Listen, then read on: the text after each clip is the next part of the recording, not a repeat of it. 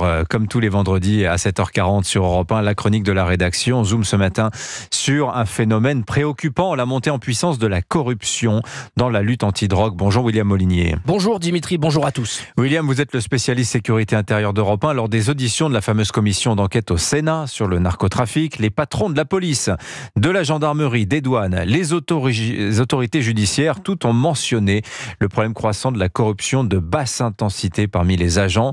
William, vous avez mené l'enquête. Première question, comment les trafiquants s'y prennent-ils pour corrompre ? Alors de trois façons. D'abord, la méthode à l'ancienne. Ils recrutent le fonctionnaire par la pression, l'intimidation, parfois la violence. Des membres de la famille de l'agent public peuvent même être kidnappés en échange d'informations sur une enquête en cours ou sur un clan rival. Deuxième levier, les trafiquants identifient des policiers vulnérables, ceux qui s'estiment mal payés par exemple ou qui ont l'appât du gain et qui seraient prêts à gagner plus contre quelques entorses à la procédure. Enfin, troisième et très récent mode d'action, une sorte d'ubérisation de la corruption. Le phénomène a émergé ces dernières années sur les réseaux sociaux. Les dealers publient des petites annonces sur des boucles de messagerie sécurisées. Ils proposent entre 50 et 100 euros en échange d'une fiche de recherche ou d'un procès-verbal. Mais alors justement, quelles sont les informations sur lesquelles les trafiquants veulent mettre la main, William ? Eh bien, principalement ce que les policiers ont sur eux dans leurs fichiers. Par exemple, savoir si tel ou tel dealer va déclencher une alerte au passage d'une frontière. Cela permet de mieux organiser sa fuite. Certains veulent aussi savoir qui les a balancés. Sur Telegram, j'ai découvert un fil de discussion spécialement dédié à ce sujet avec des dizaines et des dizaines de pages de PV, tous issus des fichiers de police ou de l'administration pénitentiaire.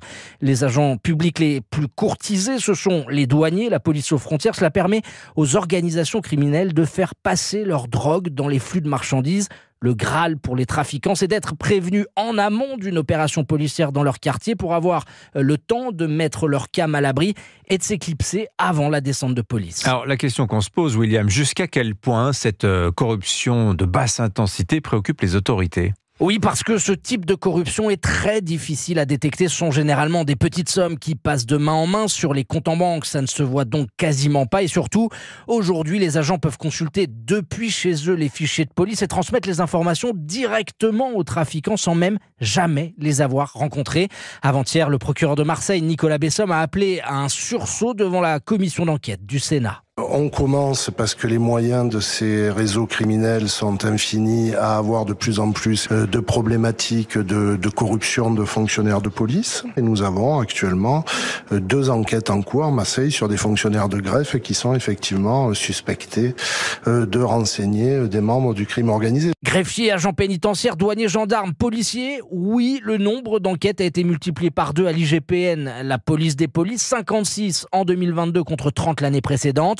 Un chiffre qu'il faut relativiser au regard des 150 000 fonctionnaires de police qui ont accès à ces fichiers. Voilà, quand les narcos graissent la patte des agents du service public, l'enquête du spécialiste sécurité intérieure d'Europe 1, William Molinier, à retrouver sur europe1.fr. Merci beaucoup William, 7h46.